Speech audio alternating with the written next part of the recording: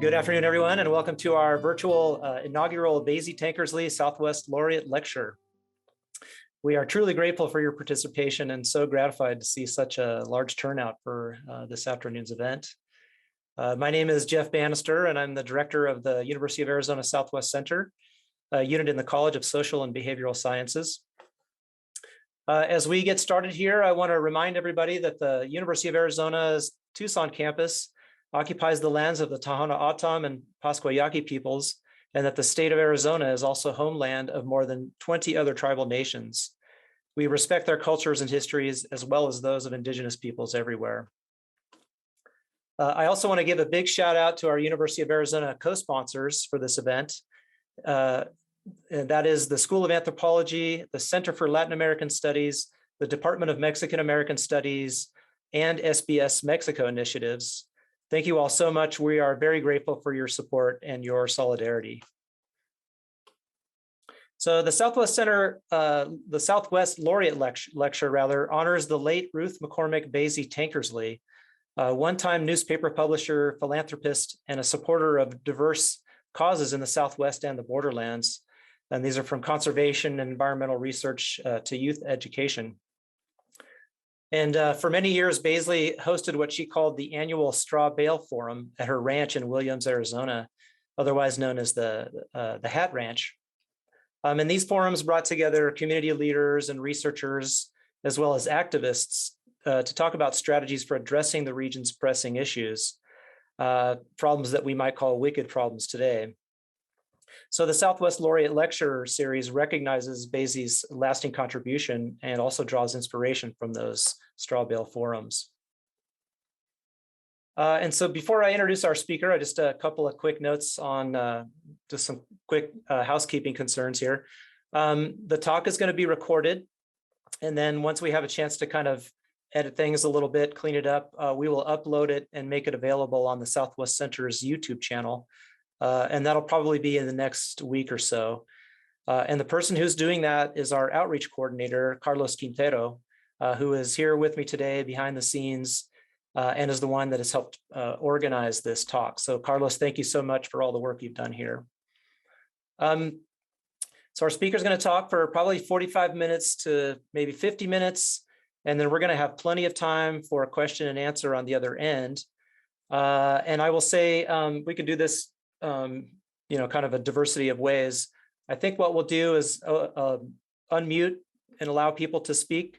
So at the end of things, if you want to ask a question yourself, you can raise your hand and I'll just go down the list and call on people as close as I can get to the order of you having raised your hand.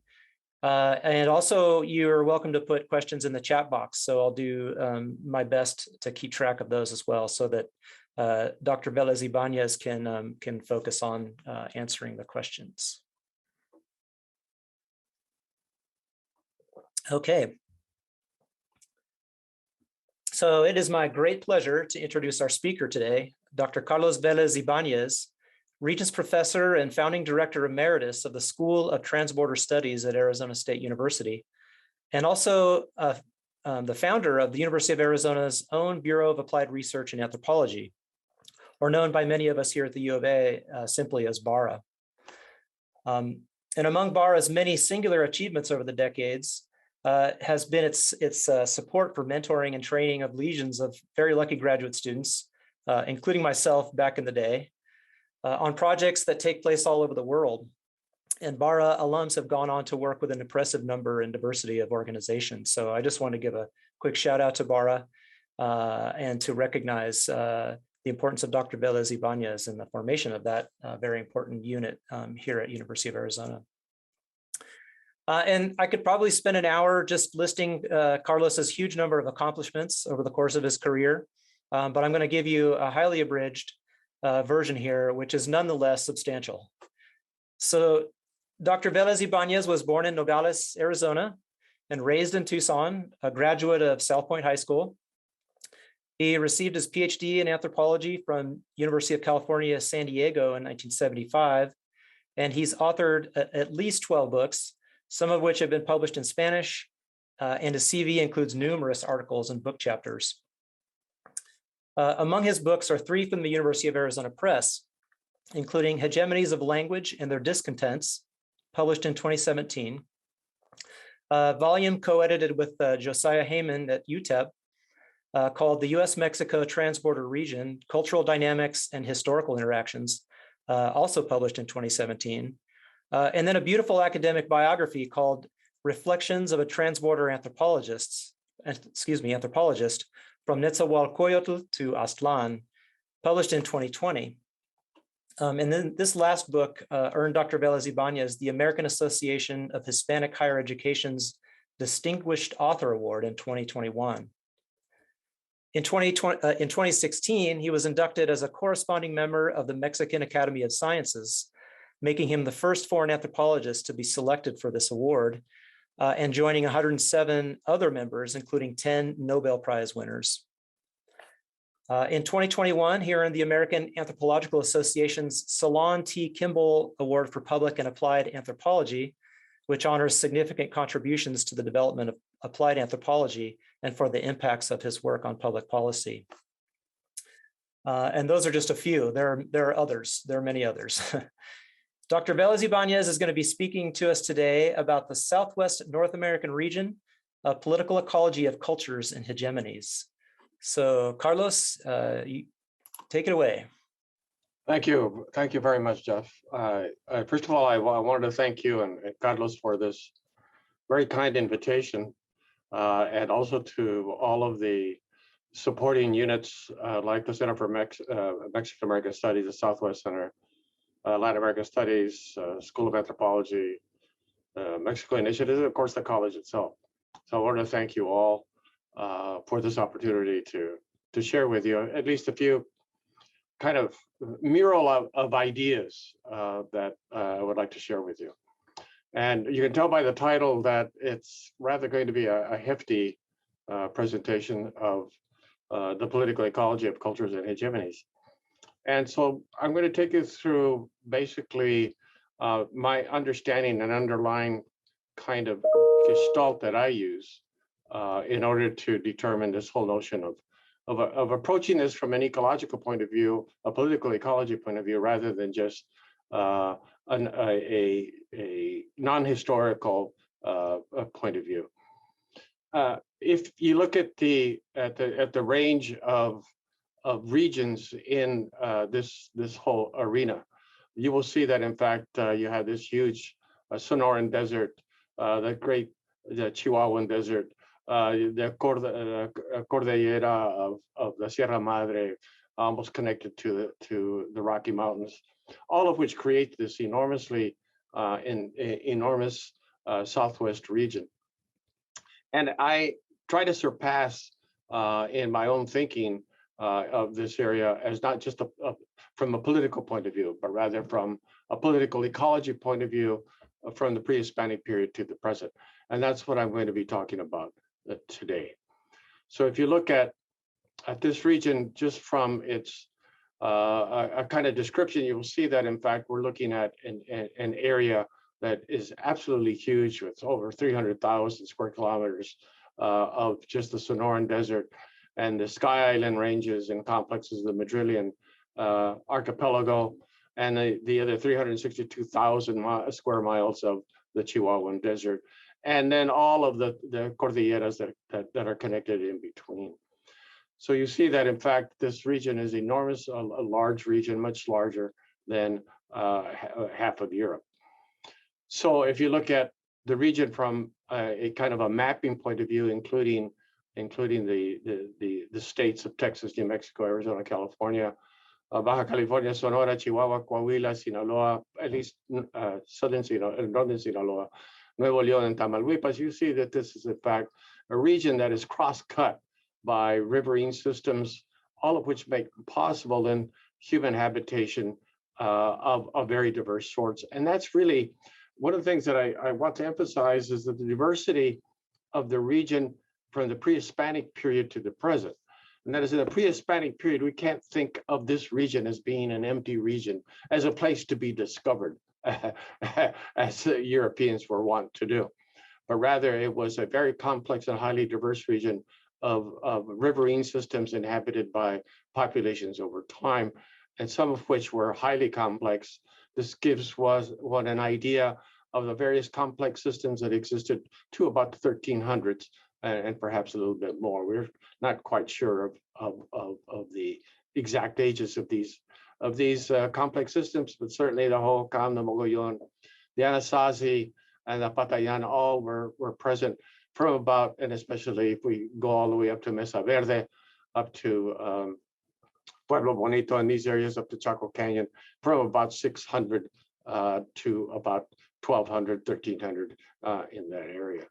And so you're looking at very complex systems that existed prior to the arrival of Europeans, especially the Spanish.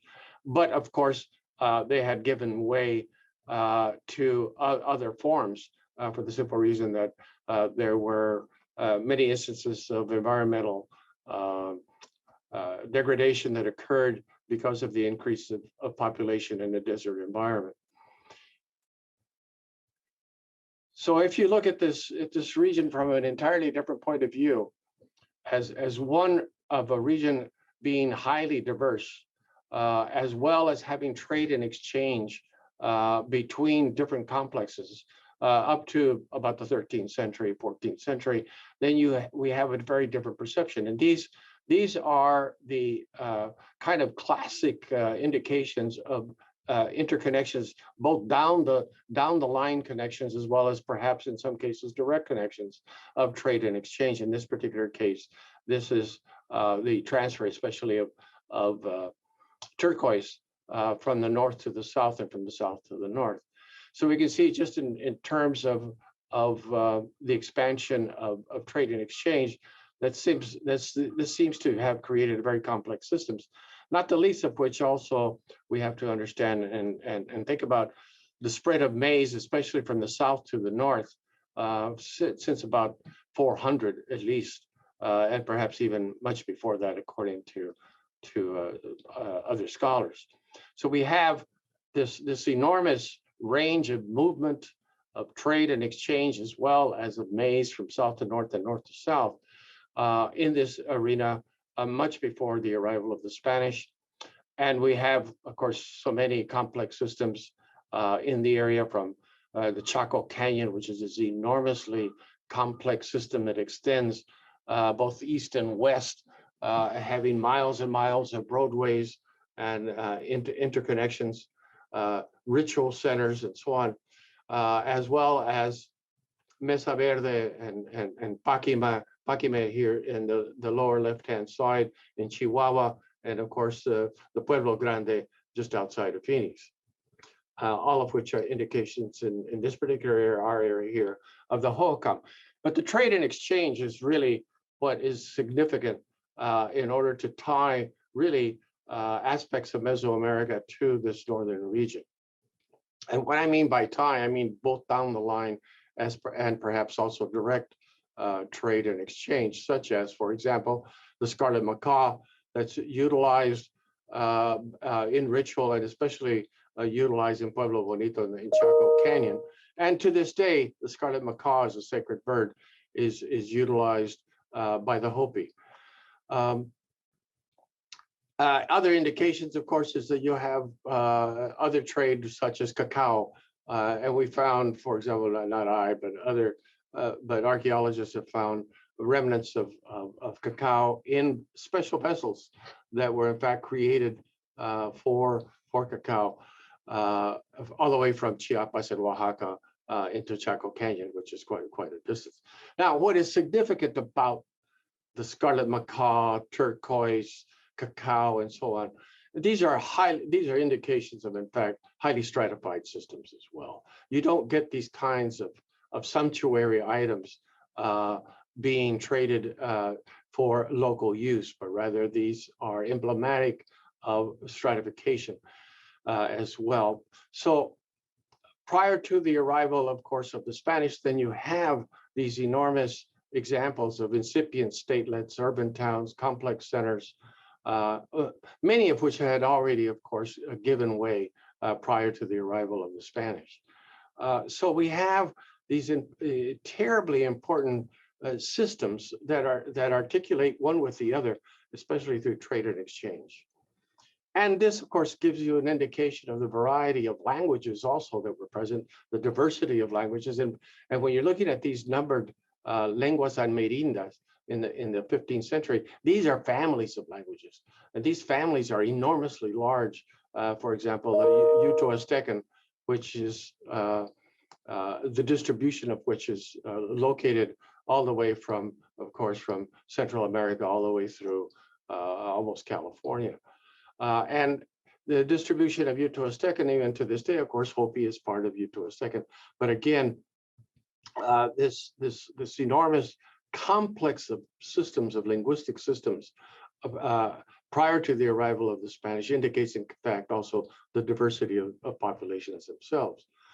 So therefore, we can make a kind of a general statement that both trade and warring demanded communication for the former to take place, and for the latter to end without annihilation, and for trade to be able to take place. In fact, taking captives, especially of women, demanded their use as biological partners, increasing biodiversity, and importantly, the opportunity to exchange languages. Offspring may have become bilingual, as did their parents, and as will be discussed below, multiple means of such communication were available.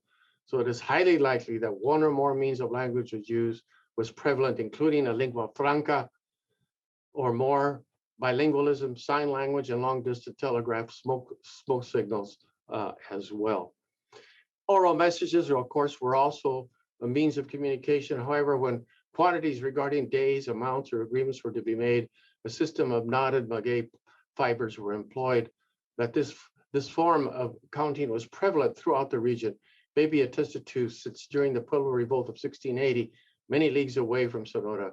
Its main leader and organizer, Pope from San Juan Pueblo, used this means when dispatching runners, so that, quote, the cord was passed through all the pueblos of the kingdom, so that the ones which agreed to it might untie one knot in sign of obedience. The point of all of this is that this was an enormously diverse and complex region. In some, the region was a highly complex and multifaceted one, where major language families, multitudes of languages existed, hundreds of dialects were deeply embedded. It comprised a region of former complex systems such as Paquime, for example, in Chihuahua, contemporary confederacies like those in Sonora, and we have, in fact, Spanish chronicles that indicate these confederacies communicated with each other by smoke signals from as far as 40 and 50 leagues away from each other. Contemporary confederacies such as those in Sonora, and certainly homesteads and rancherias, temporary housing of hunters and gatherers in the midst of agriculturals and towns with themselves, were influenced by Mesoamerican sources, including maize agriculture, as has been described. How these various groupings carried out trading and warring was the consequence of multiple means of communication, including the use of lingua franca, as I indicated to you before, like Pima, bilingual and trilingual capacities, sign languages, and oral messages, as I've indicated. But these systems were certainly strained, and some were dissolved by Spanish hegemonic processes. So what I need for you to take away from this very brief introduction is that we have highly complex systems in operation over periods of hundreds of years, many of which, of course, fell apart because more than likely of environmental degradation, as well as warring between some of these systems as well. So by the time the Spanish arrived, you had basically the presence of towns and confederacies, but of course the highly centralized complex systems had largely given way. So the Spanish arrive. And who are the Spanish? Well, if we look at the Spanish and Spain in 1910, we look at non-Spain. What we have is on the upper left-hand corner, you have, in fact, Leon established, Navarra up in the corner here, and of course, you have Barcelona in green, but all the rest is part, in fact, of the great Moorish presence that began in 710. So when we think about Spain, we have to think about Spain in terms of its diversity and complexity, in the same way that we have to think about the Prehispanic region as highly complex and highly diverse. Except, of course, the diversity and complexity of Spain is not as great as that of the pre-Hispanic region that I've just described. And if you look at Spain in 1037, you see, in fact, the expansion of Leon and Castilla, and the beginning reduction of the Moorish Empire.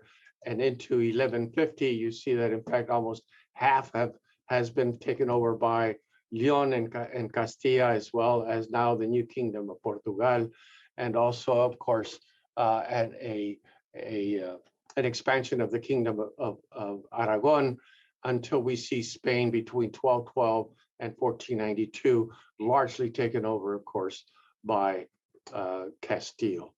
So when we look at Spain, we have to think in terms of Spain as this highly diverse region that had only recently become, in fact, Spain. And of course, it developed over time certainly between the 1400 and 1492. We have these three great intellectual traditions of certainly Christianity, Islam, and Judaism, all of which contribute to a highly diverse condition throughout, including genetic transference between parts of the population, certainly ideological ones, certainly the expansion of science basically transmitted by the Arabic aspect of Spain from the Greeks. So you have this very, very diverse, complex system, but in fact, becoming more and more homogeneous, especially through the introduction of the Spanish Inquisition in 1481 and the expulsion of in fact, both Jews and Arabs by the time in which you have the expansion of Spain into the New World, made possible, of course, by the 1493 papal bull Inter Caetera, which in fact divided the New World as well as parts of Africa by the papal bull between, in fact, Portugal and Spain. And this leads us then to the kinds of premises that, in fact, this newly formed Spanish imperial presence assumed about their world and the world in which they were going to be coming in contact with. And one of the ways in which one can perceive this is the way in which language is perceived by the Spanish in 1492. And this particular description that you have here is of a paragraph by Antonio de Nebrija, the humanist scholar, in the prologue of his Castilian grammar published in 1492. And he describes that when he presented his grammar to Queen Isabella, and by the way, Queen Isabella has never been really given her due as to how powerfully she, in fact, was responsible for the creation of Spain. The then Bishop of Avila interrupted the exchange by stating, quote, and this is from the Bishop of Avila, "Soon your majesty will have placed her yoke upon many barbarians who speak outlandish tongues. By this your victory, these people shall stand in a new need. The need for the laws the victor owes to the vanquished, and the need for the language we shall bring with us. My grammar shall serve to impart them the Castilian tongue, as we have used grammar to teach Latin to our young." So the principle here that's established is that language is going to be used as the primary medium by which the so-called barbarians who speak outlandish tongues are going to be, in fact, transformed. And they do, because, in fact, there are a series of ordinances, as well as laws of discovery that, in fact, are implemented by the Spanish that have enormous consequences of the way in which their subject vassals were going to be treated from this particular point of view. And this is the Ordinance of Discovery of 1573. It described how interpreters should be used and license given to capture indigenous persons for that function. having made within the confines of the province a discovery of land, pacified it, and subjected it to our obedience, find an appropriate site to be settled by Spaniards, and if not, for the vassal Indians, so they be secure. If the boundaries of the settlements are populated, utilizing commerce and ransom, go with vassal Indians and interpreters to discover those lands, and with churchmen and Spaniards carrying offerings and ransoms and peace, try to learn about the place, the contents and quality of the land, the nations to which people there belong, who governs them, and carefully take note of all you can learn and understand. And always send these narratives to the governor so that they reach the council. Try to bring some Indians for interpreters to the places you go where you think it will be most fitting. And by the way of said interpreters, speak with those from the land and have chats and conversations with them, trying to understand their customs and quality and way of life of the people of that land, and disperse yourselves, informing yourselves about the religion they have, if they have some kind of doctrine or form of writing, how they rule and govern themselves, and if they have kings, and if they are elected as in a republic or by lineage, what taxes and tribute they give and pay, and in what way to which persons. And in this way, you know if there's any type of stones, precious things, like those which are esteemed in our kingdom. I call this anthropology, Introduction to Anthropology 101, because basically this whole notion of discovery, that these people are to be discovered, is the basis, in fact, of establishing vassalage. And we're going to be skipping over Velázquez and Cortés and Narváez and the castaways of Cabeza de Vaca and company, and also Coronado in 1540, Marcos de Niza as well, to Juan de Onate, who in fact establishes the new kingdom's presence in what we now know as Nuevo Mexico. And using these rights of discoveries, that is discoveries of complex systems so that were already in existence. Thus upon crossing the Rio Grande del Norte, according to Oñate and Salazar, by the way, who was his scribe, from what is now Juárez into El Paso del Norte on April the 30th of 1598, on the Feast of Ascension, Oñate and Salazar issued this proclamation, his proclamation, subscribed by his notary and secretary of the expedition, in which, beside calling upon all manner of celestial beings from the Godhead to the Virgin Mary, and St. Peter to the kings of Castile, and all of their successors, he took of these kingdoms and provinces by tacking a cross on a tree, and then uttering the following: I take and seize tendency and possession, real and actual, civil and natural one, 2 and 3 times, 1, 2 and 3 times, 1, 2 and 3 times, and all the times by the right I can and should at this said Rio del Norte, without accepting anything and without limitations, including the mountains, rivers, valleys, meadows, and pastures and waters. In his name, I also take possession of all the other lands, pueblos, cities, towns, castles, fortified and unfortified, which are now established in the kingdoms of New Mexico, those neighboring adjacent thereto, and those that may be established in the future. And thus established the presence of Juan de Onate and his merry cohorts of both Spanish colonists, soldiers, and of course, accompanied by around 1,500 to 2,000 Tlaxcalan indigenous persons as well, most of whom were warriors. But I do want you to take a look at Juan de Onate himself. And that is, it's important to look at the lineage that Juan de Onate brings with him, because Juan de Onate brings a diversity of culture as well to New Spain.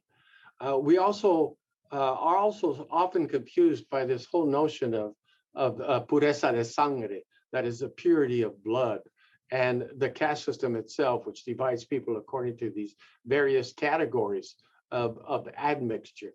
But the fact of the matter is, Juan de Onate represents already, if you want, a sort of mestizaje by him and, in fact, his offspring. So let's take a look at Juan de Onate, the adelantado. Juan de Onate, of course, is married to Isabela de Tolosa y Cortés Moctezuma. That in and of itself should give you an indication already that their offspring, Cristóbal de Najarindo Pérez de Oñate y Cortés y Moctezuma, as well as María de Oñate, Cortés y Moctezuma, are in fact the offspring of, in fact, a mixed marriage. If you look at Oñate's own grandparents, and rather his parents, or Cristóbal's grandparents, Juan de Oñate's father was Count Cristóbal de Nayarondo Pérez de Oñate, and he was Basque, not Castilian. His wife was Catalina de Salazar y de Cadena, whose maternal great-grandfather was Pedro de Malezón, who were in fact Jewish conversos. Her maternal great-grandmother was María Núñez de Jalaví, who was the daughter of Jalaví, one of the grand, in fact, rabbis of Toledo, Spain. Juanes de Tolosa, who is Isabela's mother, in fact, is the offspring of Leonor Cortés y Moctezuma, who are the offspring of Hernán Cortés and Isabela Moctezuma. Okay, my whole point is that what you have here is in fact a highly diverse population that's coming in even very early in New Mexico. And in fact, you also, one population that has always been left out of the discussion, in fact, are Africans who came as well. So Africans entered Mexico, in fact, in 1519. And Africans traveled with Oñate as well. And you'll see that, in fact, they play a very prominent role in the colonization of New Mexico as important parts of the population. So you have, in fact, with Oñate, mestizos and mulattoes already present, even prior to the Pueblo Revolt of 1680. So upon entering the Pueblos, they continue with this act of discovery notion, based on the idea that, in fact, what you have here is this perfect right not only to discover, but to convert and transform. So that upon entering the Pueblos, entering New Mexico, the first sizable Pueblo Oñate and Salazar selected for his announcement as a scene man that they were now to be vassals of the King of Spain and under the protection of the Roman Catholic Church was the Pueblo Santo Domingo, which was Queres, where he assembled with his captains, soldiers, and allied Tlaxcalans and heads of the 7 pueblos nearby. Presenting himself within the main kiva of the pueblo, he announced that he had been sent by the king who sought to save their souls and protect them, as he did worldwide.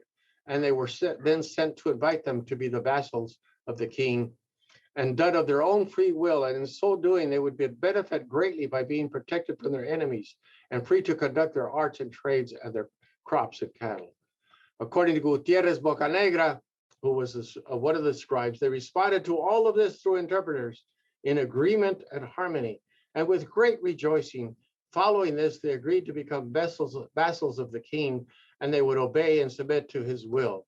They were then warned that not doing so would result in severe punishment, and they still agreed.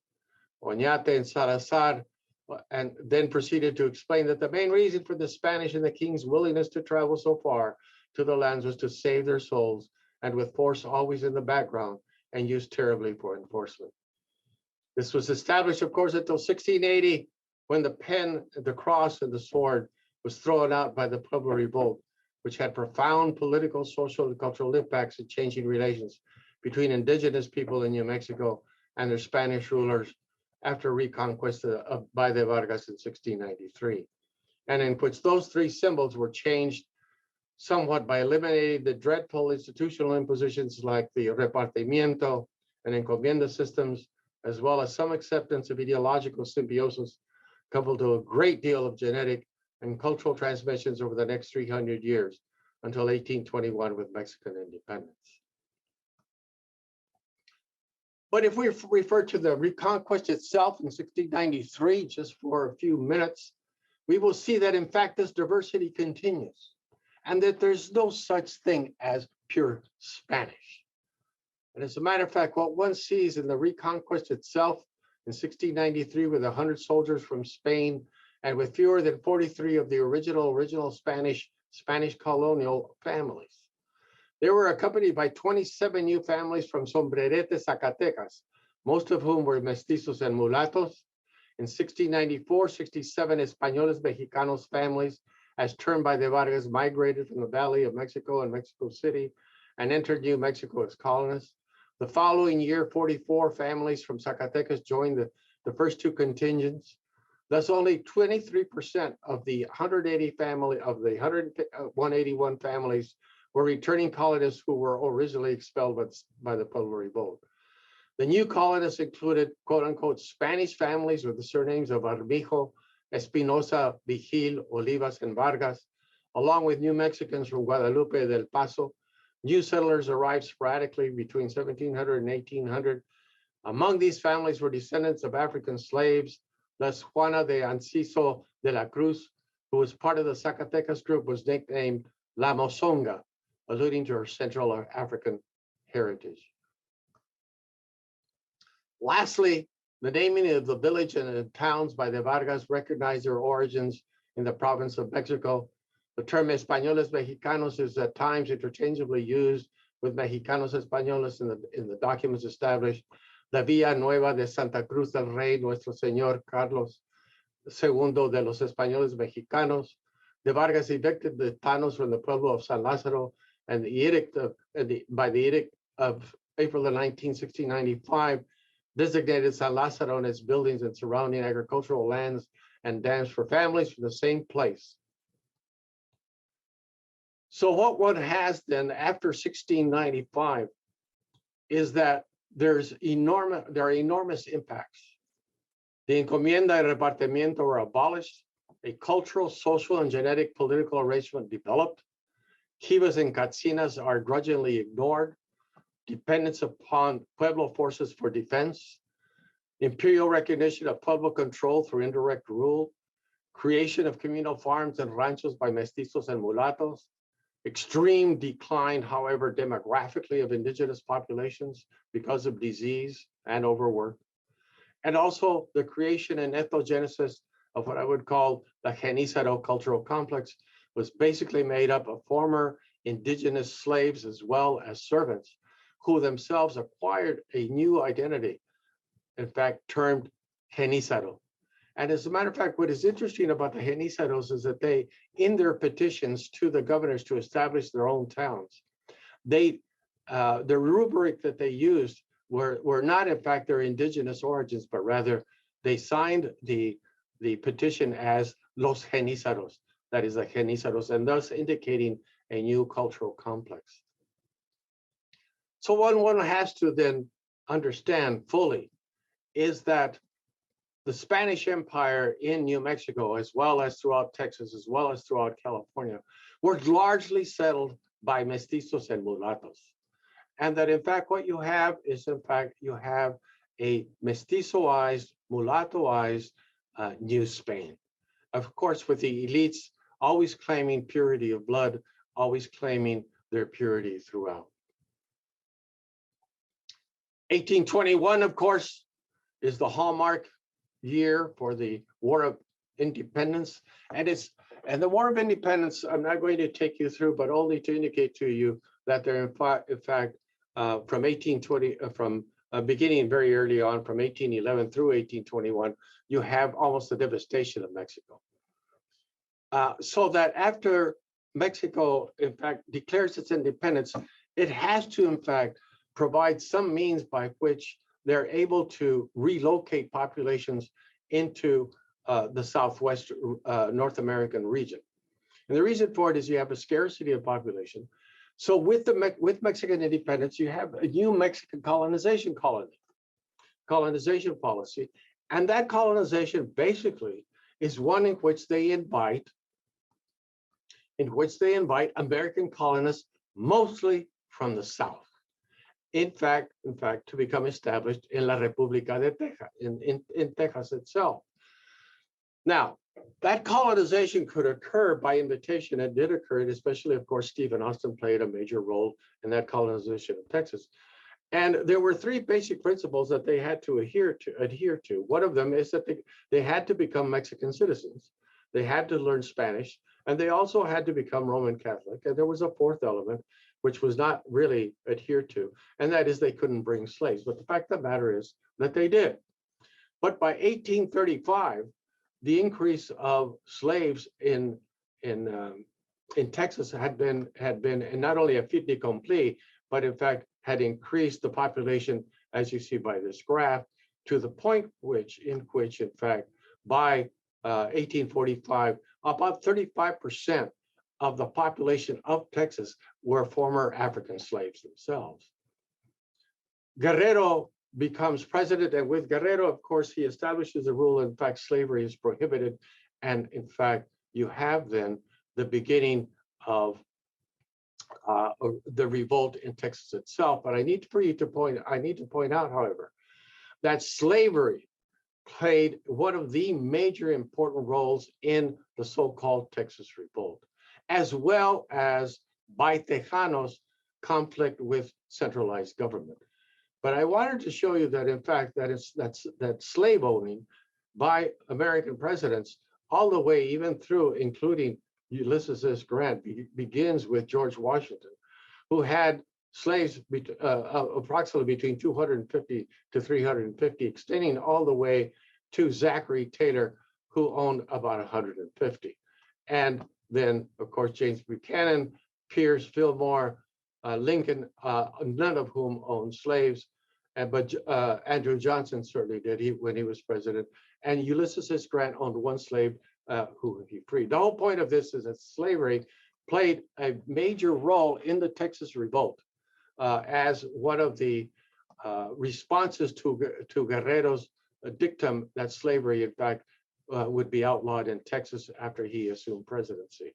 And so the Texas Revolt, in fact, in part occurs because of Texas responses to the prohibition of slavery, as well as, however, a great deal of unrest by Tejanos themselves to Santana's centralized form of dictatorship. This provides you a kind of an indication of, at least for Arizona, of the presence of the Mormon Battalion at the initiation of the war itself, beginning as early as 1846, lasting until 1848.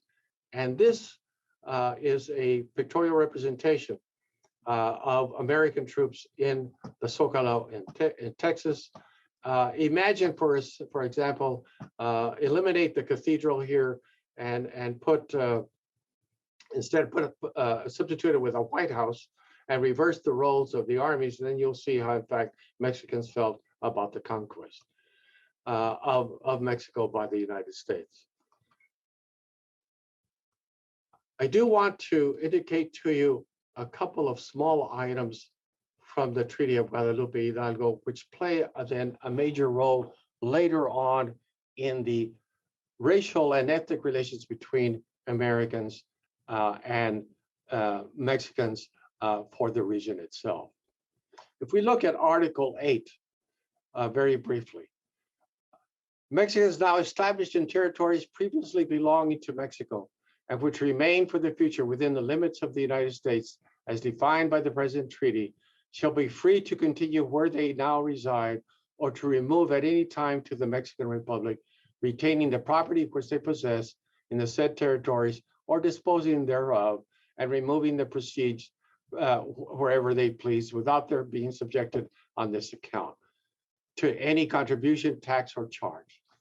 Those who shall prefer to remain in the said territories may either retain the title and rights of Mexican citizens or acquire those of citizens of the United States. Now, the reason that that is important, that particular statement, is you see, by the Act of 1790, the Immigration Act of 1790, only white folks could become citizens of the United States. So that in a very interesting and unintended way, Mexicans became and were considered white because they were eligible to become citizens under Article 8 of the Treaty of Guadalupe Hidalgo. And then that then creates all sorts of havoc in trying to segregate Mexicans as non-whites. So keep that in mind. So that by, in fact, 1853, you have the expansion of the United States all the way to the West Coast. Notice we have all of these really interesting words that are used for conquest, like ceded by Mexico in 1848, annexed from Mexico in 1845, and of course the Gadsden Purchase itself, which was not, in fact, not just a purchase, but rather we have enough, many of the foreign cables indicating that, in fact, if the purchase was not ratified by the Mexican Senate or approved by Mexico, a new war, in fact, was going to be probable. So conflict then and conquest was very much part of the expansion of the United States, certainly into Mexico, and taking over half of Mexico, including Texas, by the so-called annexation from Mexico. Why? Well, because Texas became part of the new republic in 1845, and which included, of course, Texas slavery into the United States. So the impact then of the American entrada was very complex. We have the establishment, for example, of homesteading into the Southwest, in which, by the way, many Mexicans from Chihuahua and Sonora also took advantage of. And that's what's interesting. In fact, some of the ranchos around Phoenix, as well as some of the ranchos around Tucson, in fact, are the aftermath of the Homestead Act itself, especially by Mexican families from Sonora. But the major consequence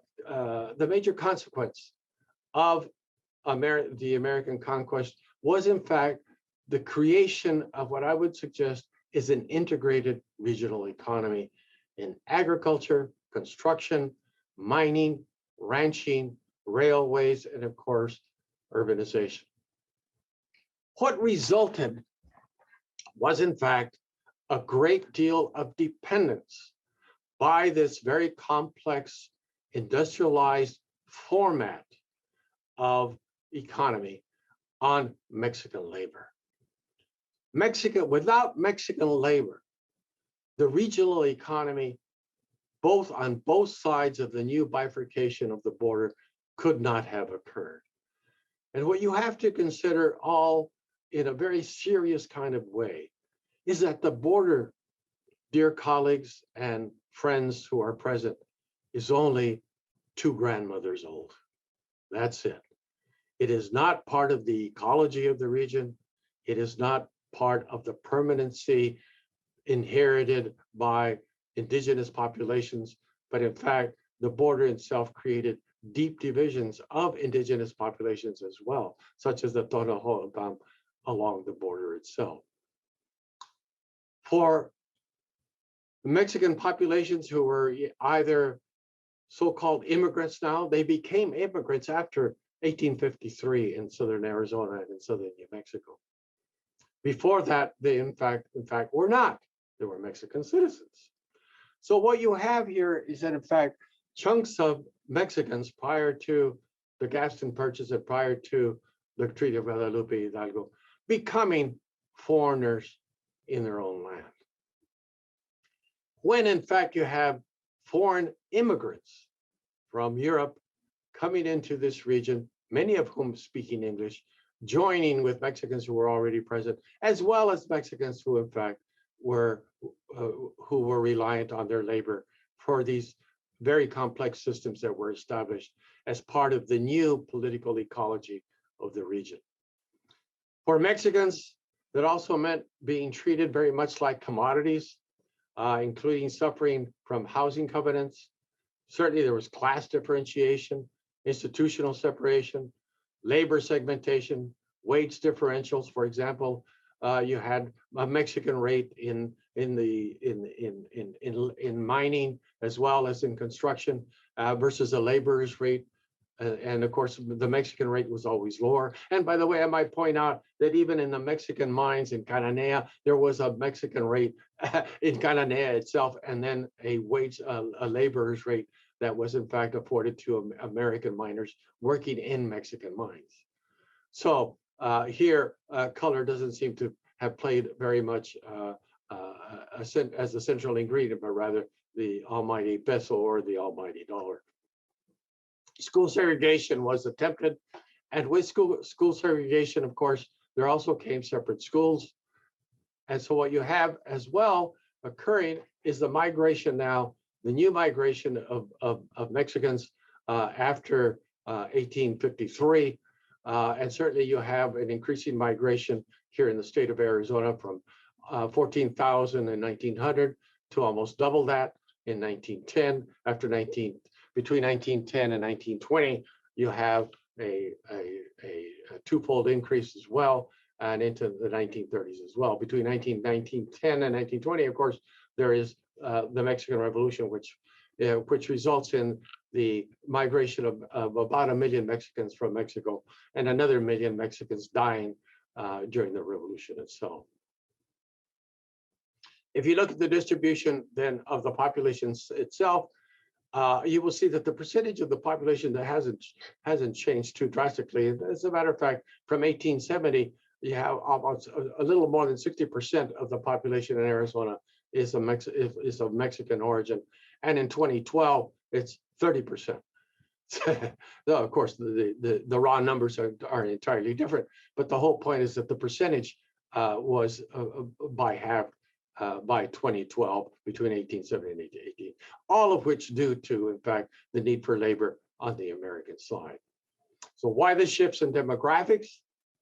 By 1900, California and East Texas had been overwhelmed by Texas.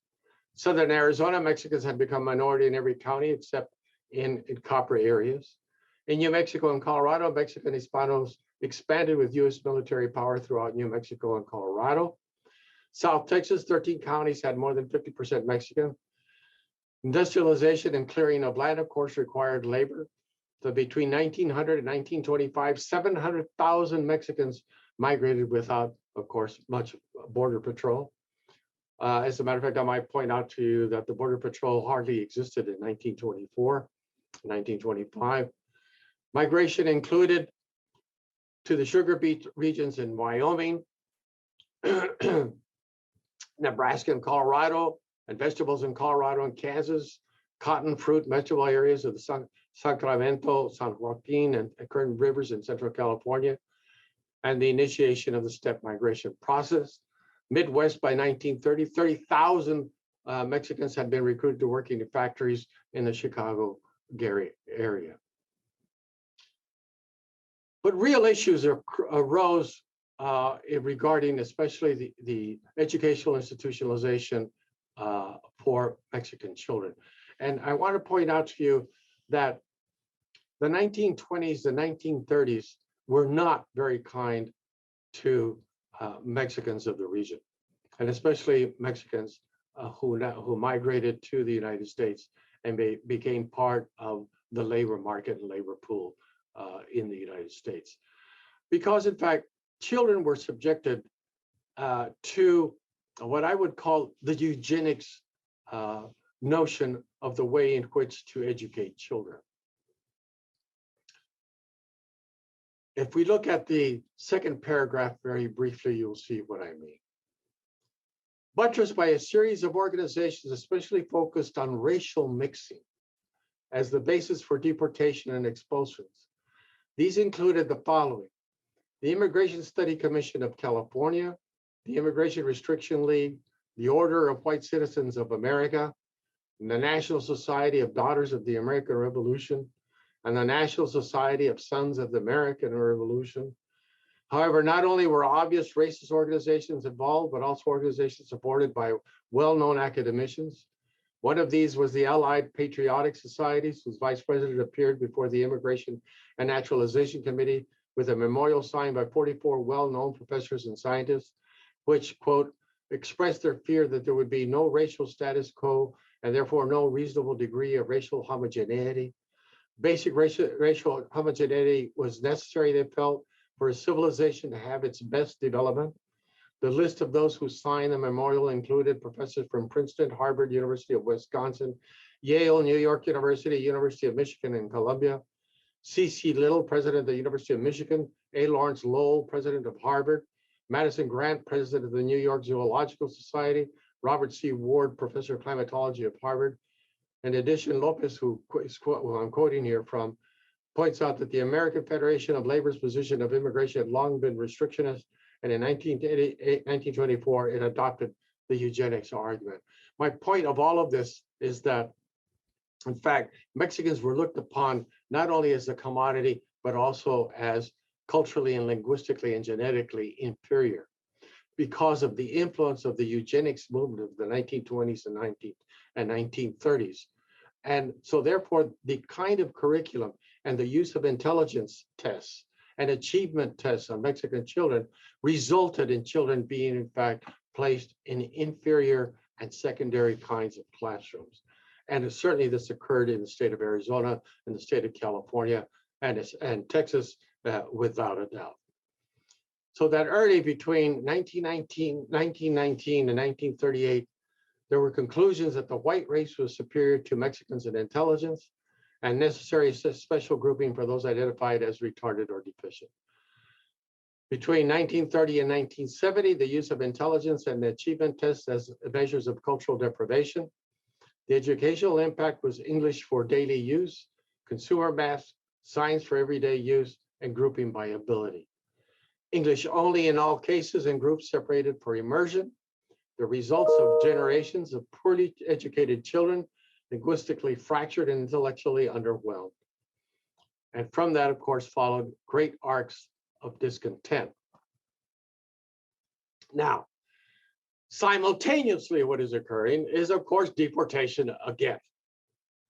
Between the 1920s and 1930s, under the President Hoover's watch, a wave of illegal and unconstitutional raids and deportations would alter the lives of as many as 1.8 million Mexican men, women, and children. Republicans decided that the way they were going to create jobs was by getting rid of anyone with a Mexican-sounding name. For participating cities and counties, they would go through public employee rolls and look for Mexican-sounding names and then go arrest and deport them.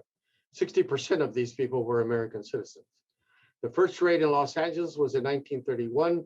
They surrounded La Placita Park near downtown LA. Dunn recalled it was a, quote, a heavily Latino area. They literally, on a Sunday afternoon, rounded up everyone in the park that day, took them to train station and put them on a train that they had leased. These people were taken to central Mexico to minimize their chances of crossing the border and coming back to the US. At the same time, however, there's occurring a great deal of trade and exchange going on between borders. While these so-called deportations, these expulsions are going on in the 30s, there's still a great deal of cultural and economic interaction of the two. And I can point out in my own family how this is occurring.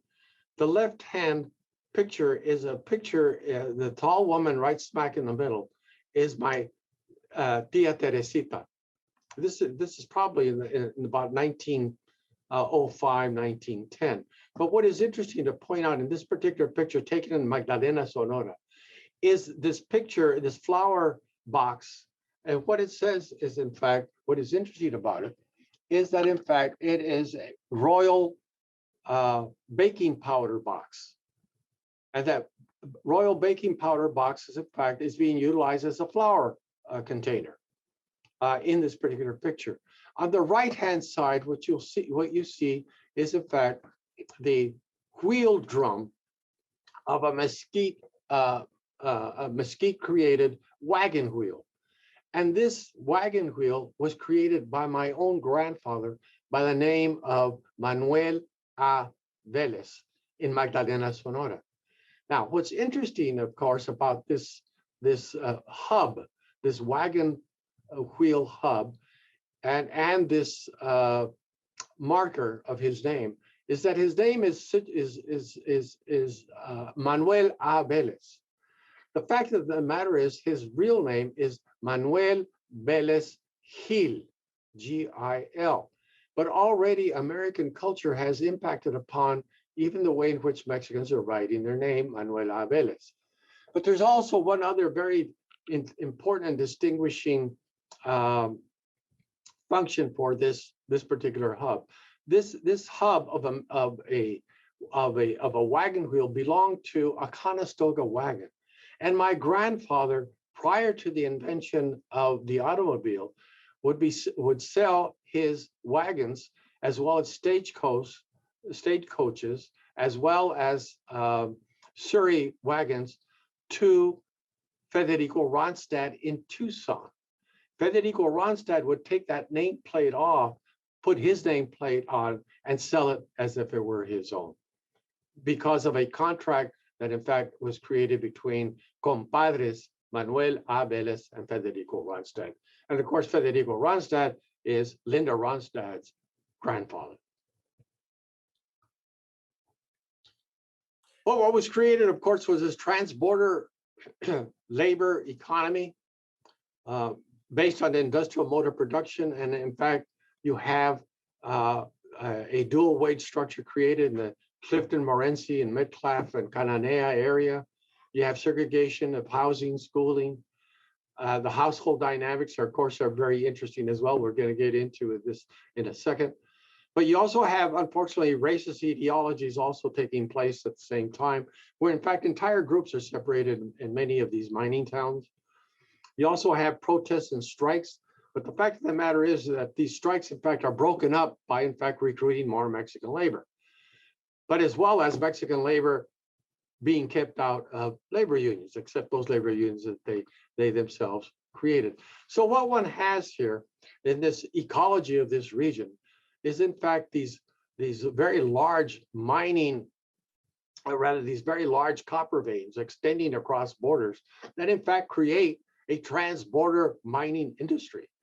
But that transborder mining industry in Mexico, in Sonora especially, are in fact in the hands of American companies, as well as in agriculture in California, and so on.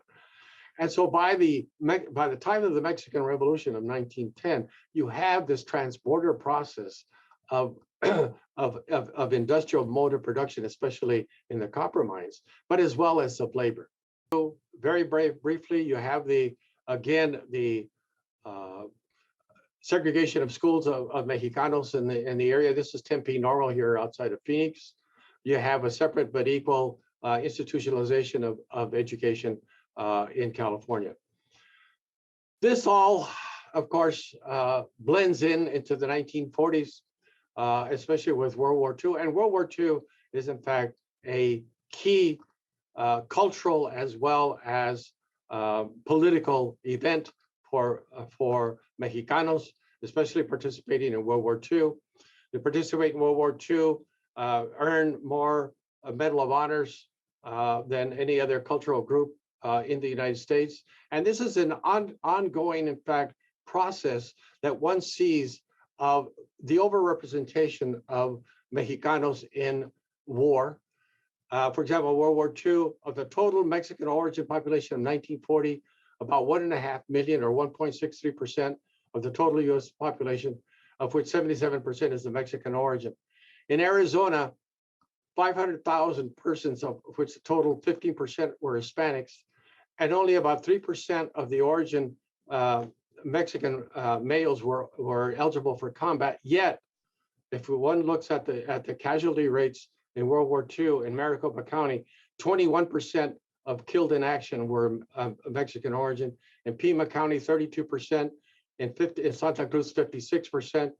And in the three colonies, then the average of 36% of those killed in World War II were of Mexican origin, but only about 3% really was representative. And I can give you many indications of the roles of World War II, of returning veterans as well of World War II. This gives you an indication just of the killed in action in Maricopa County, and it begins with Carlos Abril and ends with, in fact, about only 2% of the population really ended up being overrepresented in combat, and especially in deaths. This takes us into the 1960s. The residue of all of these sins of the 30s are visited, certainly 30 years later. Migration is still not an important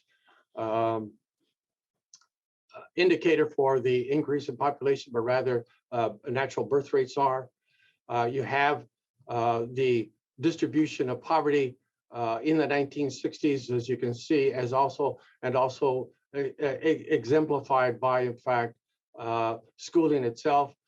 On the left-hand side, you see by ethnic grouping, 12.1 is the median years of average in Arizona of Anglos, 7.0 of Spanish surname, and this goes all the way through, in fact, in all the border states. Percent of poor persons, Spanish surname, about 32% during the 60s. This again gives rise to a great deal of discontent, again participating in the Korean War with huge casualties. These are, in fact, Tucson guys, some of whom you will recognize: Gene Suarez, Tommy Price, Jimmy Ward, for some of you who have been in the area. All of these guys fought bravely. Again, Korean War veterans having high rates of KIA in Korea, extending all the way through Vietnam. And from this, of course, all of this rises to the Chicano movement. The Chicano movement, in fact, it becomes probably the most important event after World War II and after the 1960s, protesting the accumulation of what I would suggest to you is the miseducation of children, the kind of overrepresentation in war, but with it also the rise of the Chicano movement is, in fact, the rise of Chicano studies and the rise of Mexican American studies, and as well as the establishment of Mexican American studies, as well as the School of Transborder Studies. So now we are here in the decades of the Hispanic. Presently, we have around 37 million persons of Mexican origin in the United States, and more, it's highly likely, if we pay attention to the present, we find that there is, in fact, a great deal of positive indications, especially the high dropout rates that we suffered so greatly from have been plummeted in the last 2 decades. We're very, very positive. More Hispanic high school graduates are enrolling in college than ever before. Hispanic men and women have raised their education levels enormously, and especially women. If you see the dotted orange line, in fact, our Mexican origin women are increasing, and especially Hispanic throughout, in fact, are increasing their educational attainment in comparison to where we were 40 years ago. So there's a great deal of positive indications as well. We have a decrease in unauthorized immigration, about 5.6 million at the most. And by here we have, in fact, this huge wall being created for 5.6 million people, which is about 1% of the total population of the United States, which is a little ridiculous, ending up with this kind of situation on the border region itself, with barbed wire of this sort, deaths along the border, and especially using the deserts as a kind of howitzer for people to die in. And we still have some issues and problems that we are facing, not the least of which was the overrepresentation of the population by COVID and if you'll see, let's see. Yeah, that's about it. So we're going to end up here, and it's been a pleasure. And I hope that we have some questions. I'm sorry to have had to rush this towards the very end, but you can see this is a huge mural of history, of culture, and of hegemonies. Thank you. Thank you so much, Carlos. And I'm sorry for putting the pressure on. I just want to make sure we had some time. It's a really interesting talk. I so appreciate the broad sweep of your talk and the ability to situate what's happening in the current context. in that historical sweep. So perhaps we'll have some questions around that. I'll just say, so if you, for those who are here, if you want to just speak, you can just raise your hand and I'll call on you. And if not, we can take questions in the chat box as well. So let's see here. Yeah, from Ira, go ahead. I saw that you had a question in the chat box too. So if you want to go ahead. Oh, yeah, I just wanted to ask the question that was in the chat box about the construction of a New Mexican identity.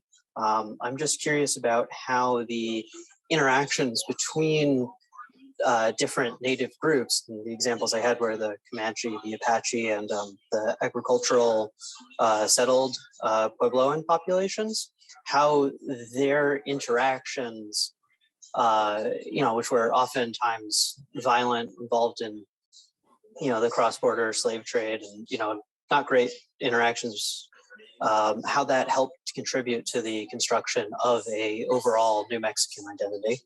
This is what's left of them.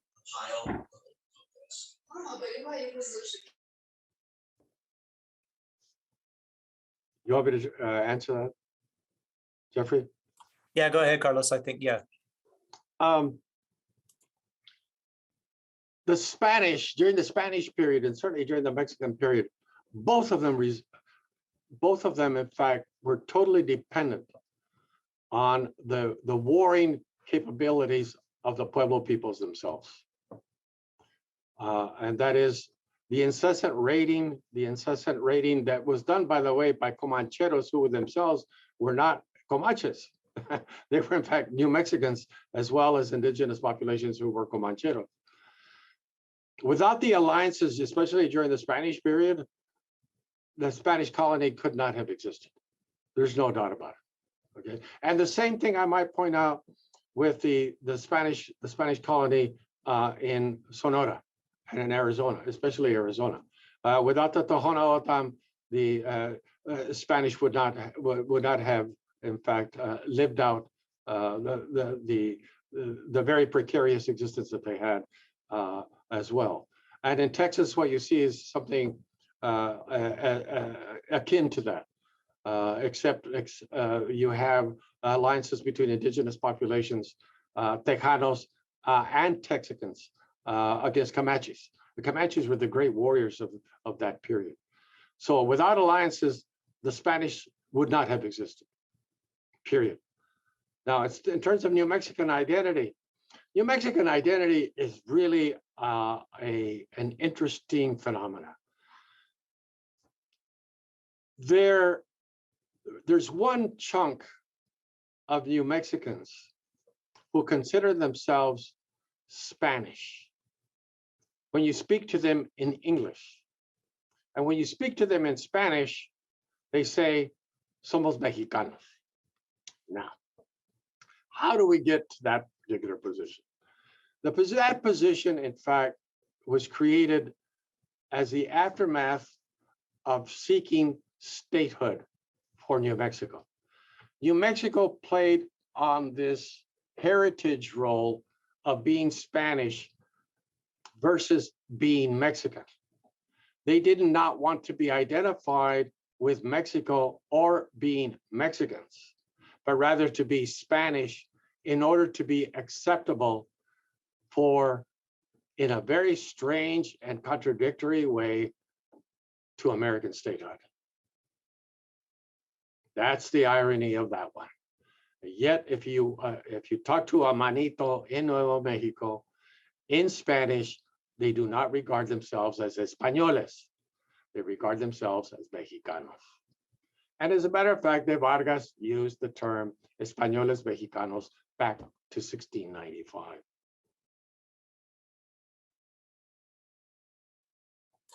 Ira, I hope that answers your question. Let's see. Yeah, thank you very much. We have a few more questions here, Carlos. Let's see, just going through the chat box. We have a question from Bruce Plank. It says, why are the three Arizonas, or probably what are the three Arizonas that you mentioned? Can you talk about that a little bit? I really didn't. I had to skip over them. I'm here referring to Southern Arizona, Central Arizona, and Northern Arizona, which are quite different in many ways, and similar in others, but they're very different. I mean, first of all, ecologically, quite different. You have a concentration of indigenous populations in the north, unlike the concentration of indigenous populations in the south. You have the bifurcation of the border itself, which makes for a very different kind of dynamic as well. Central Arizona is basically what I would call Anglo land. That is, Central Arizona was very much influenced by American immigrants, especially after 1881 with the introduction of the railroad. The massing of American immigrants into Central Phoenix was upended, if you want, any influence that the Mexican population had in this particular part. Southern Arizona is very different. Southern Arizona, you had a continuing influence of the Mexican population, in part because of the close relationship between Southern Arizona and Sonora. And similarly, so Southern New Mexico with Northern Chihuahua, and parts of South Texas, of course, with Tamaulipas and Nuevo León. So you have a very different set of dynamics. And then Northern Arizona, of course, heavily influenced by Navajo, Hopi presence, and other indigenous populations as well.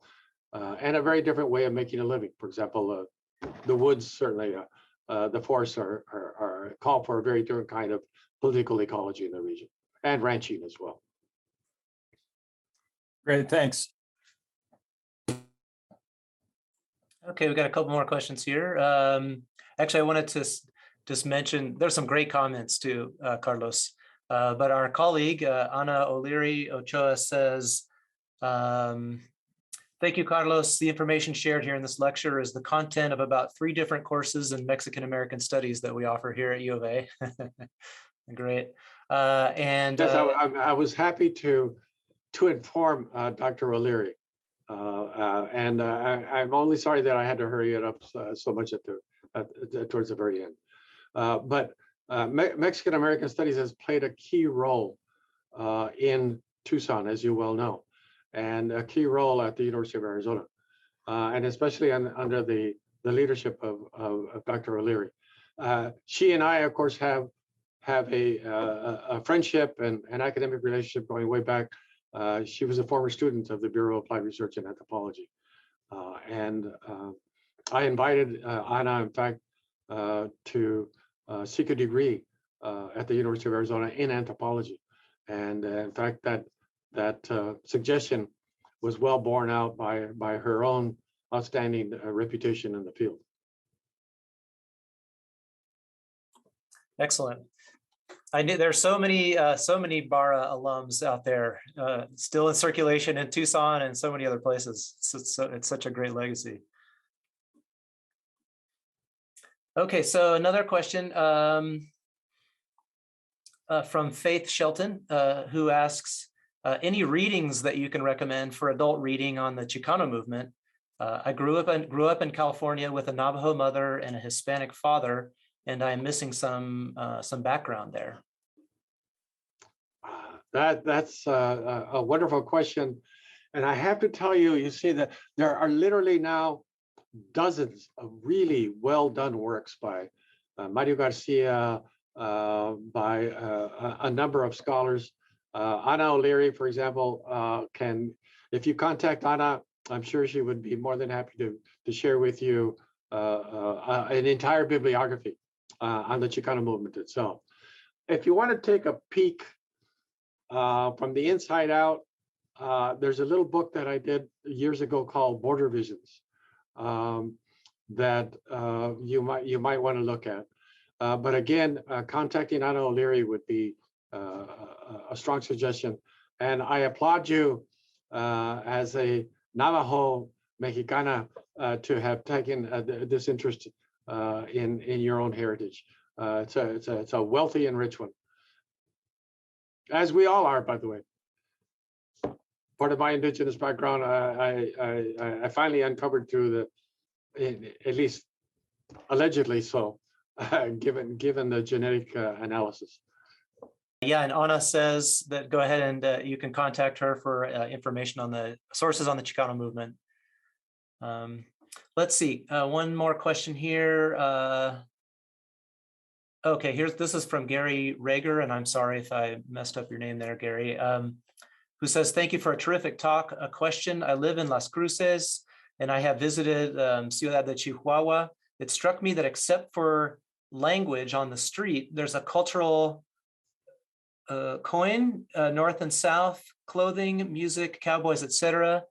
So are there different cultural spheres on a north-south axis as you move from Texas to California? Yeah. Yes.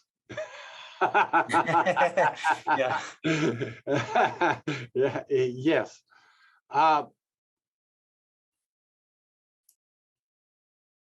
There, South Texas and northern Chihuahua, rather more northern Coahuila and Nuevo León have this kind of symbiosis over time. And you see the same names, Garza. For example, Garza's in Tamaulipas and in Coahuila, Garza's in Texas, the Leones and so on and so on. And so you have a very interesting dynamic for Texas based on conflict. I think Americo Paredes was absolutely right. There's a different dynamics. There are different dynamics in South Texas to those of southern New Mexico, southern Arizona, and Sonora and Chihuahua. You didn't have the intense conflict, except for the filibustering expeditions, by the way, into Cananea and those areas. You didn't have the level of conflict that you had in South Texas. That conflict in South Texas created a very different kind of dynamic between the populations, between Anglos and Mexicans.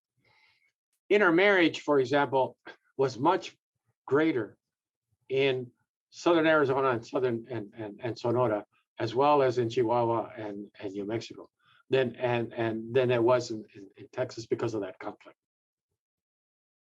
On the other hand, there are some very strange practices in Texas, such as celebrating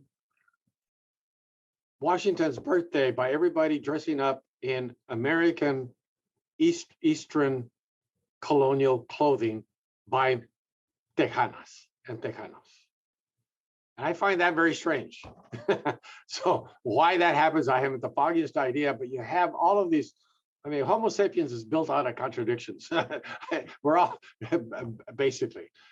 So you have in Texas, you have this enormous conflict-ridden history. At the same time, there is this accentuation of being more Texan than the Texans, more Tejanos than the Tejanos, in a way. And in a way, more Mexicanos than the Mexicanos, which is different from California. California suffers and has suffered, and especially in the cities, from an enormous acculturation shock. I mean, think about how strong the Chicano movement was in California. Why was the Chicano movement so strong in California? And part of it, I'm pretty sure, was the impact of undesirable acculturation dynamics, for being forced to speak only English, being forced only to adhere to certain kinds of norms of the way the world works. And we went through that here in southern Arizona as well. I can remember being spanked for speaking Spanish in elementary school. For every word of Spanish at Government Heights Elementary School, we got a SWAT. We were actually taken by the principal to the principal's office, and we got a SWAT for each word of Spanish that we spoke. Now, over time, that takes a real that makes a real impact, so that you associate speaking Spanish with injury, with hurt. And that kind of psychological association of the language with pain was accentuated, especially in California, more so than in Arizona, because in fact, we could go home and we could say, you know, a pox on your house. We're going to speak Spanish anyway. So in a way, we became bilingual by ourselves. In a way, one thing that I didn't mention to anybody here is the role of movies. For my generation, on Fridays, we would go to Mexican movies. We would go to the Mexican movies to the Plaza Theater, and then we'd go to the American movie in the Lyric Theater just across the street. And what we benefit from both is we picked up Mexican idiom from the Spanish movies, and we picked up American idiom from the American movies. And Congress Street itself was almost bilingual and bicultural in many ways, not unlike the border, with Mexican businesses on one side and American businesses on the other, but at different ends of the street.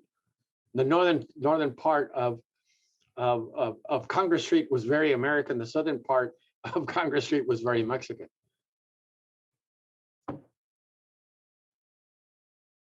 The dynamics are different. I don't see any more questions in the chat box, but I did, let's see. Robin Johnson, you raised your hand earlier. I don't know if you still have a question. You're welcome to unmute. Guess not. Oh, let's see, no, okay. Go ahead, Ira. Yeah, I just had an additional question about the New Mexican, Arizona type identity. When and how does that become distinct from the Mexican identity? Is it distinct, or is it are they sort of two ends of a spectrum? Yeah. See, a lot of this you have to suffer from claim language. The New Mexican claim language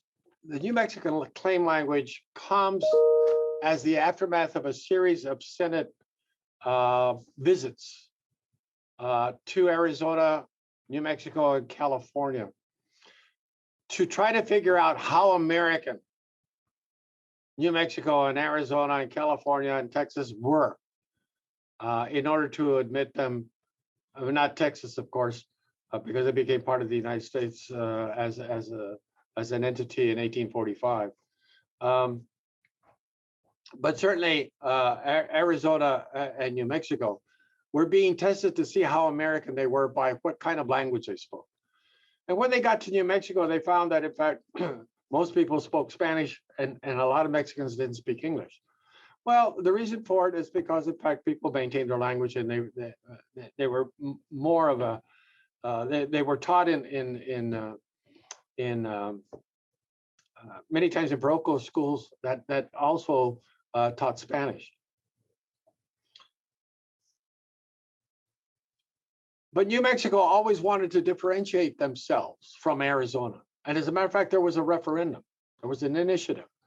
And as a matter of fact, they voted on this. And New Mexico voted overwhelmingly to keep Arizona as part of, as a province of New Mexico, while Arizona voted for, in fact, for statehood, because in fact they didn't want to become part of New Mexico because it was foreign. So the division occurs there between Arizona and New Mexico. Arizona also was very influenced, especially after the Civil War, by Southern politics. There were a number of persons, especially many from Tucson as well as from Phoenix, but many from Tucson, who went and fought for the Confederacy. There were also, of course, many Texans who fought for the Confederacy, and there were also, I might point out to you, Tejanos, that is Mexican Texans, who fought for the Confederacy as well.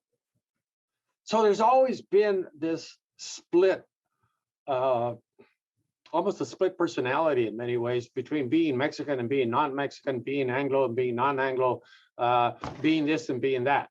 There's always this claim language about what you are depending on how it benefits you.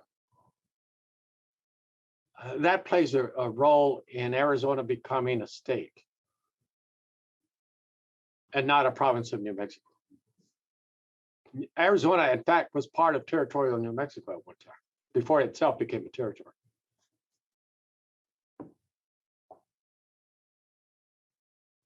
It is a checkered history. Carlos, we're at 2:30. I think we probably ought to end here in a second, but I'd like to ask you a question, if I may. Sure. So your idea of the Southwest North American region, I think is so useful. And I started to use it I teach a Southwest geography course. And similar to your lecture, we started, go way, way back and all the way to the present, and to try to understand how everything is kind of moving to this moment. And I want to ask you, compared to the moment you started teaching in the university system of Arizona and other places, comparing this moment to then, and thinking that, part of the struggle around the border and the understanding of the region, constantly outside forces struggling to create some political hay out of it, and claim the border, and stabilize that idea of the border as fixed. I just wonder if you could talk a little bit about how you see the sort of differences and maybe similar. I know this is a huge question, between those earlier moments of your career and then this moment now, and maybe Arizona is a good lens for that, or just the border more broadly. Yeah, it's a plural four-letter word: drugs. The single most important variable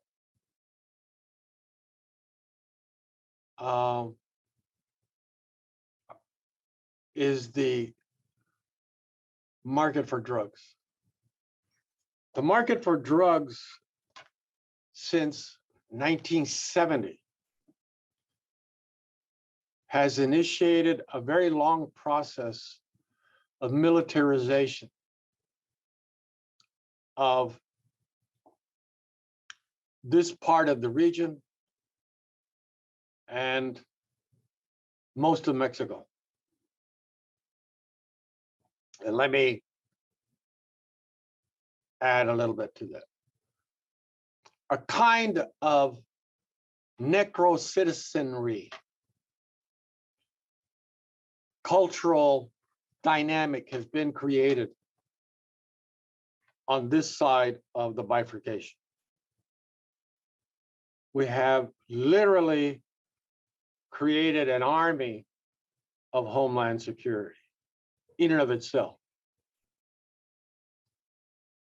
The various units associated with enforcement and with keeping people out has expanded the border north 100 miles and south to Tapachula, Chiapas. This is a new book I'm going to be doing and that I'm scribbling about and I'm thinking about is basically about that, where civil rights have been erased for those 100 miles, also south and north, and east to west, and south to north as well. And you can be stopped literally at any airport, which is made as a border marker, literally stopped anywhere between Hatch, New Mexico, and the border, between Tucson and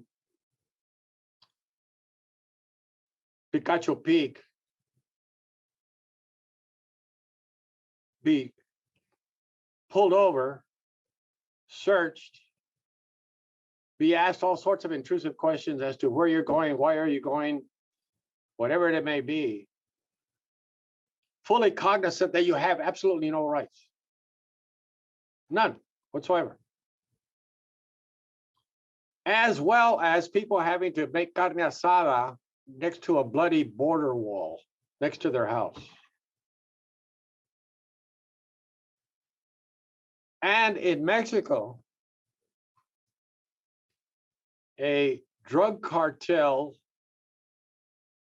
network being totally dependent on an American commercial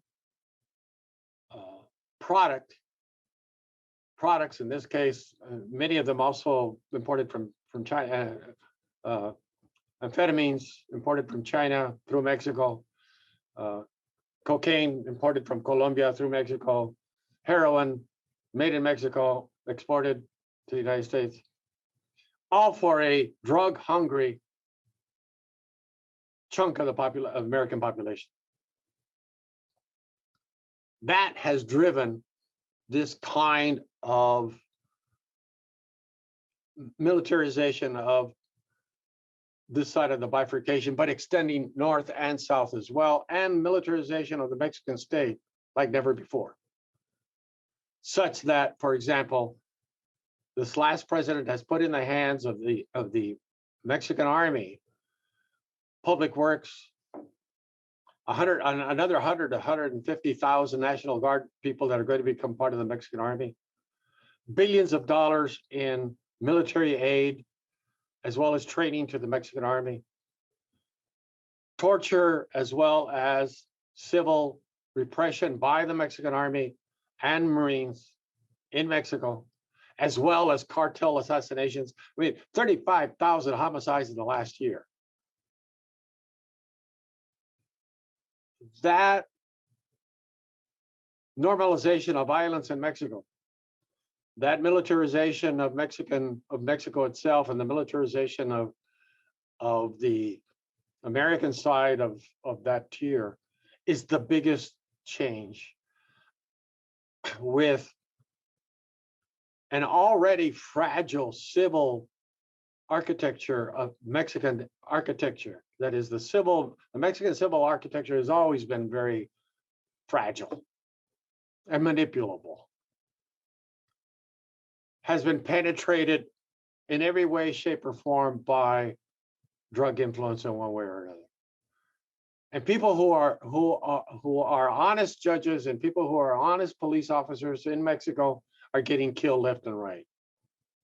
And journalists who dare tell the narrative are being killed left and right. At the same time, people are being rounded up and sent to, Tapachula, Chiapas, who lived in Sonora because they dared to work for a construction company in Phoenix. So you have this militarized dynamic, even without wearing a uniform. And by the way, the cartels are not wearing freaking uniforms. They're wearing uniforms. And they're hiring special forces soldiers who have been discharged from the Mexican Army into their ranks. And some of these cartels now have tanks. And they also have weaponry that can shoot down helicopters. And they've shot down a number of them, Army helicopters. So what's different, Jeff? What's different is since 1970 is the certain militarization of the entire region with different formats, with what I would call necro-citizenry on the US side and macro-citizenry on the Mexican side. On the Mexican side, necro-citizenry is expressed by normalizing violence, normalizing fear, ducking and hiding. If your little girl asks you, "Mommy, can I go to the park and ride my bike?" She says, "Okay. As soon as you get there, you call me."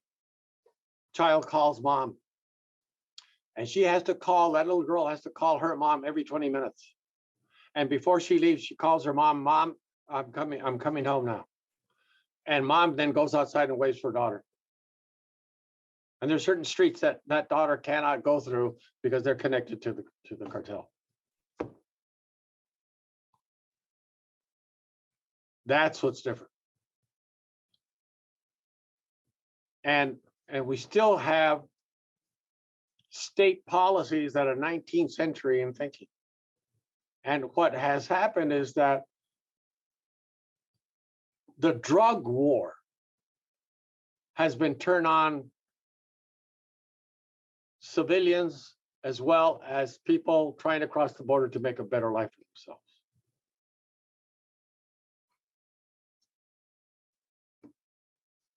That's what's different. And it is egregious. Do you realize right now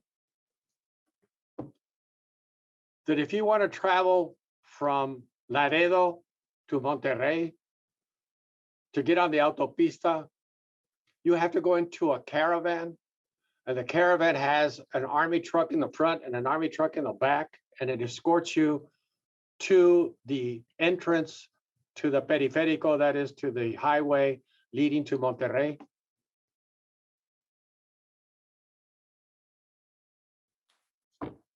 Who's taken over? I mean, some parts are worse than others. Guerrero, forget about it. Michoacán, forget about it. Realized what, a month ago or 2 months ago at the most, Magdalena was taken over by the sicarios as well. I mean, Padre Quino's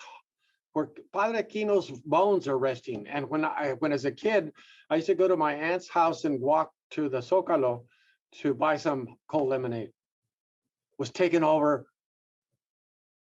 by cartel people. Culiacán, they captured Chapo's son. So what did they do? They took over Culiacán and had Almo release him. They killed 19 people, I think, in Zacatecas 2 weeks ago or a week ago.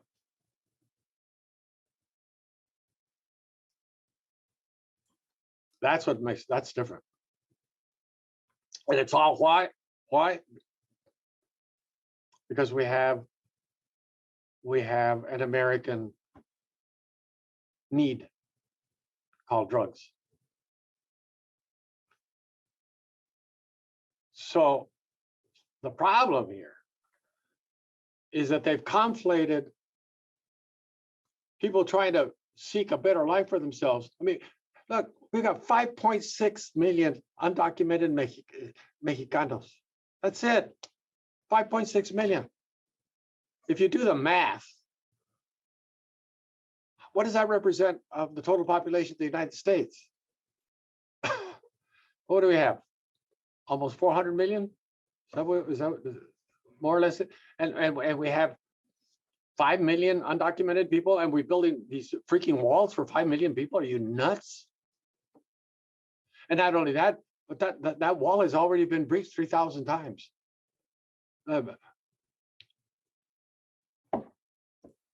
So many cascading absurdities and terror. It's yeah.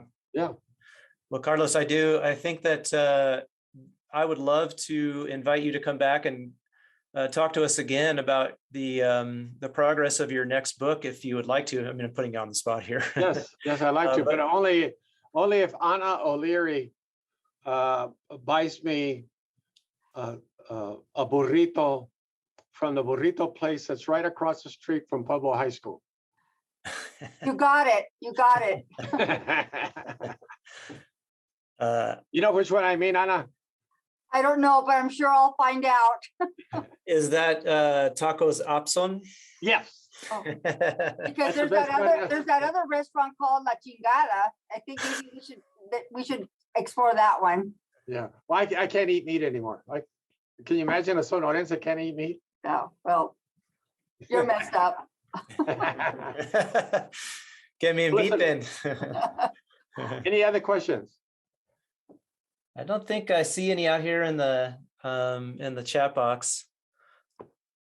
Carlos, I just want to thank you so much for coming to speak with us today. It's such an honor to have you. And I honor your career and all the contributions you've made to applied anthropology, to so many of us. Thank you very, very much. No, I thank you. It's been a pleasure and it's an honor for me to have the opportunity to say some of these things. Thank you. And thanks everyone for joining us, and we'll let you know if Carlos can come back again.